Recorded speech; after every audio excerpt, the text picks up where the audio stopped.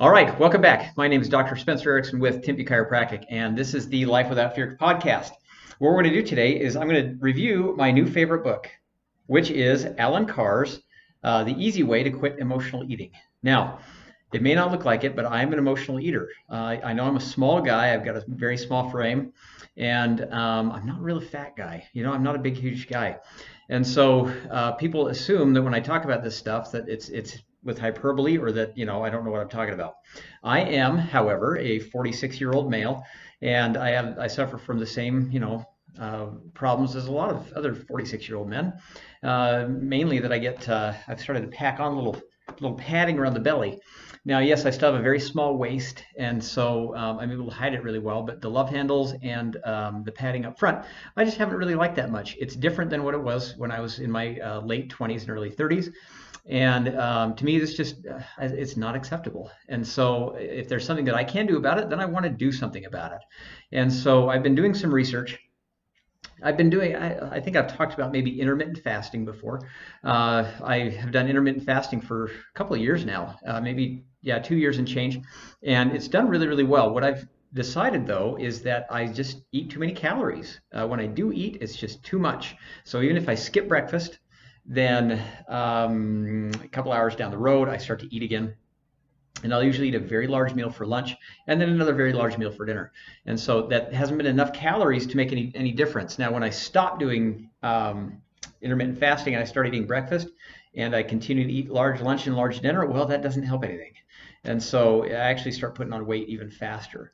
Now, one thing about me that I was never really, I never really would expect is that I can fluctuate in weight and in total body fat percentage pretty dramatically.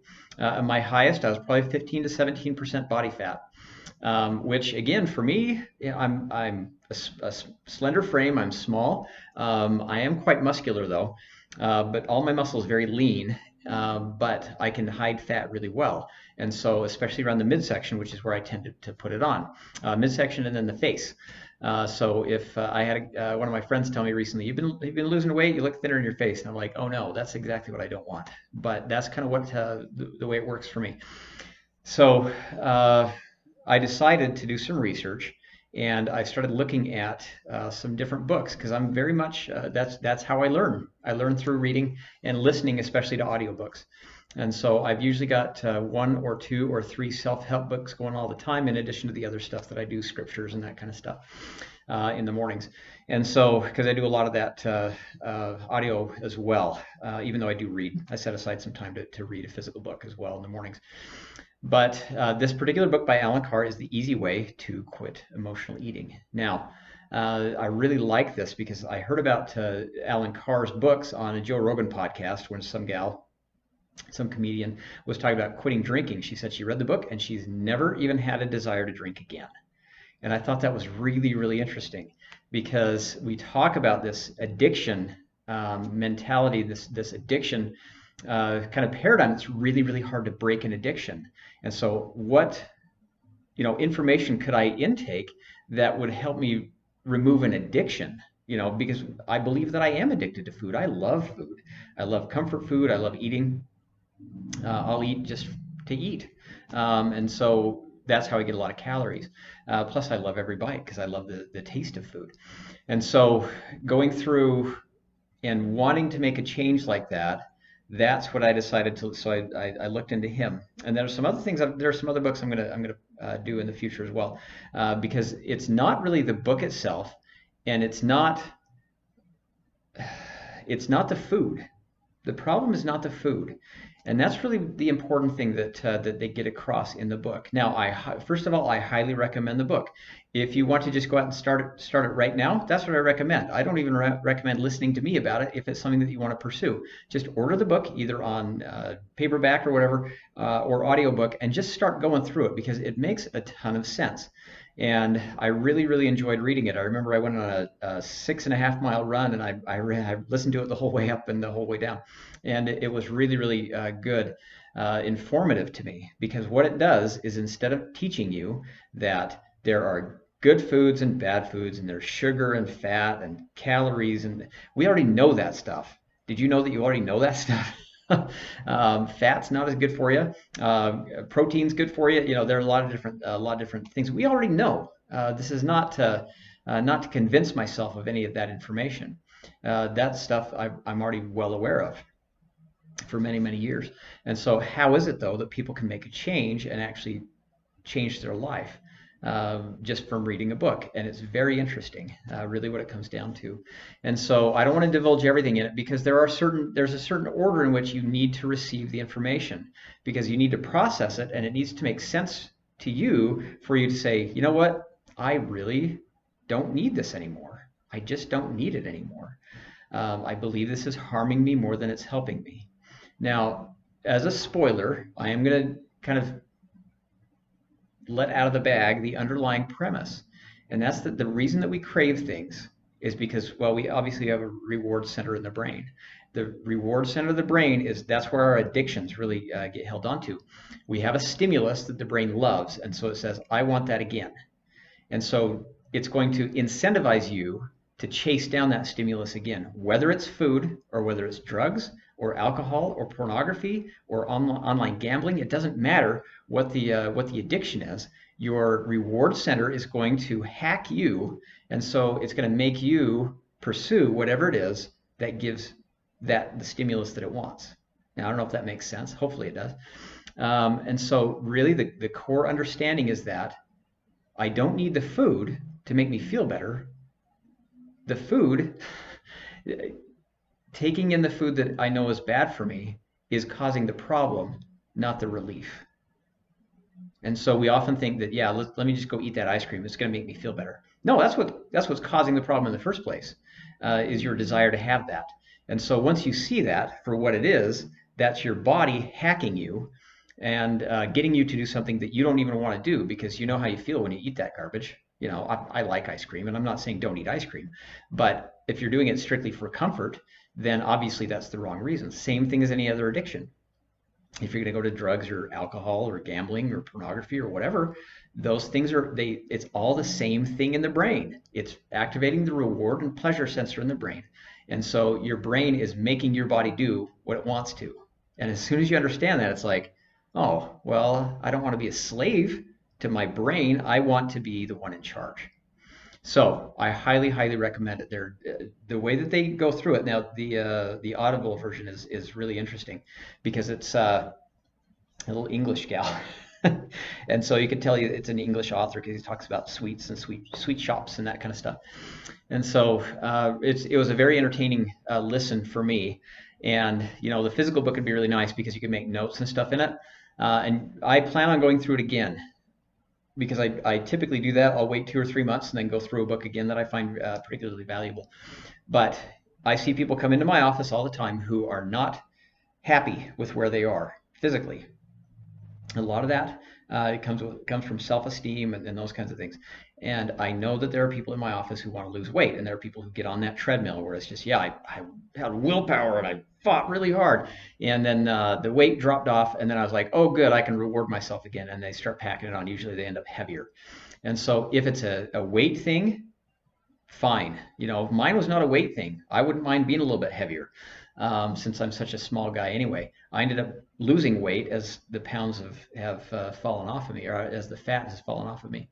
But that was not my goal. My goal is to get lean again, and so I can continue to be active, and feel like I can be comfortable in my own skin, like I was back in my 20s and 30s.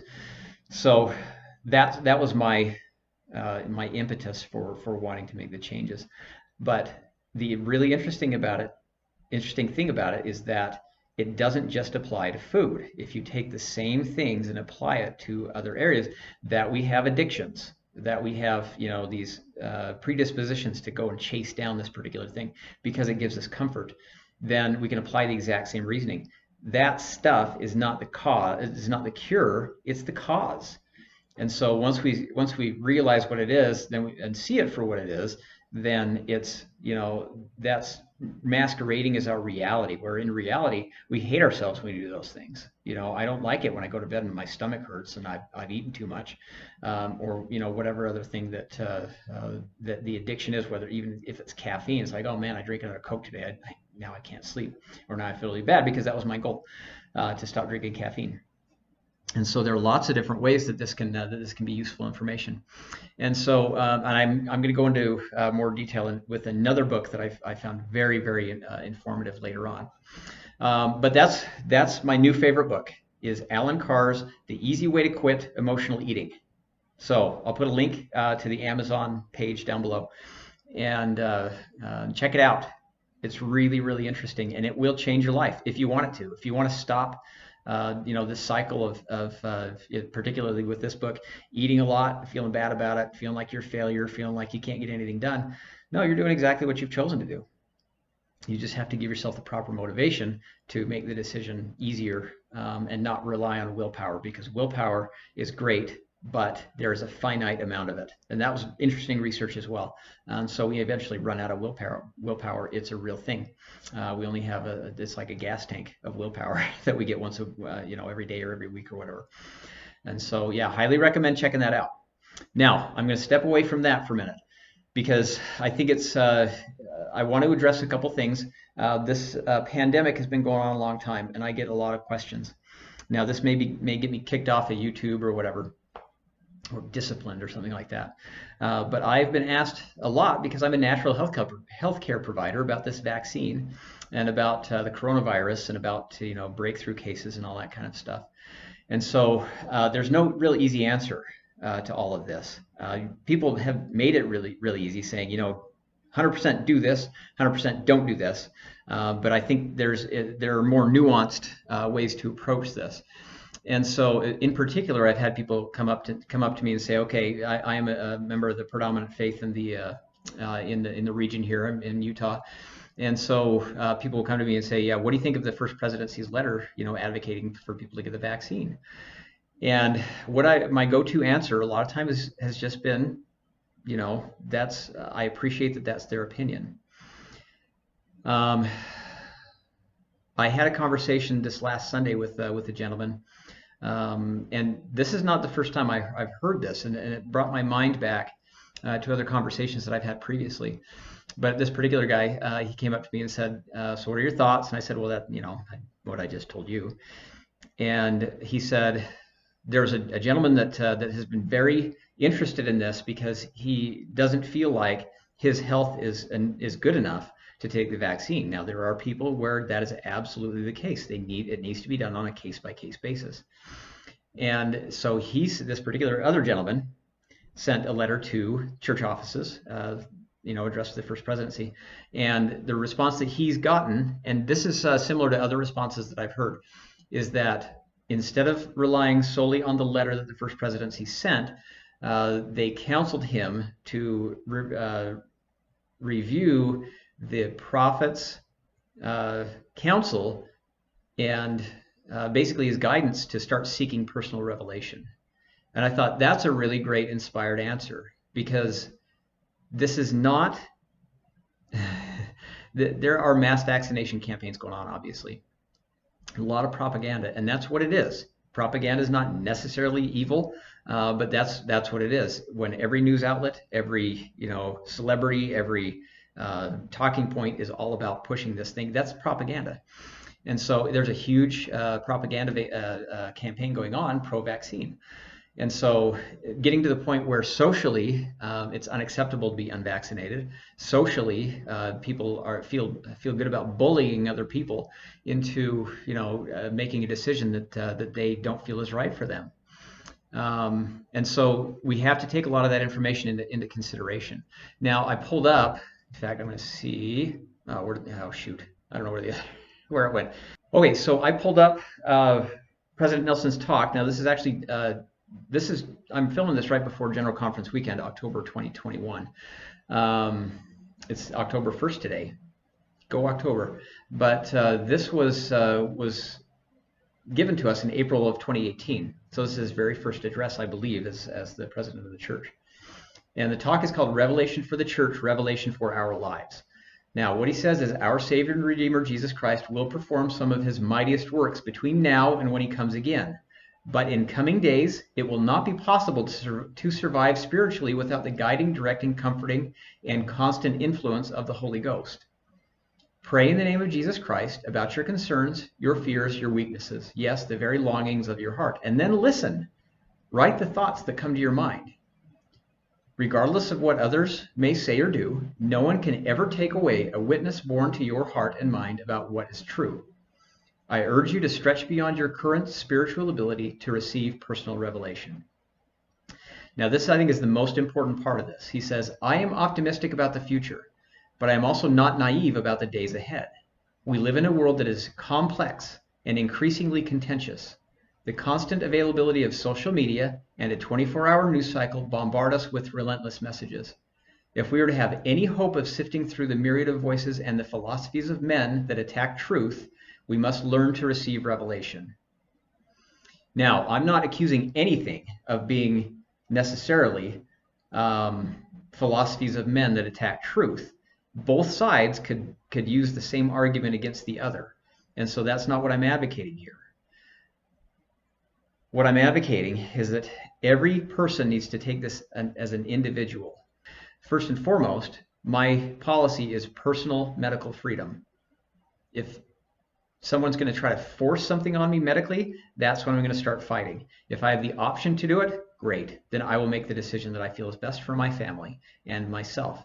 But that's where I feel most strongly is the opportunity to have independent medical freedom.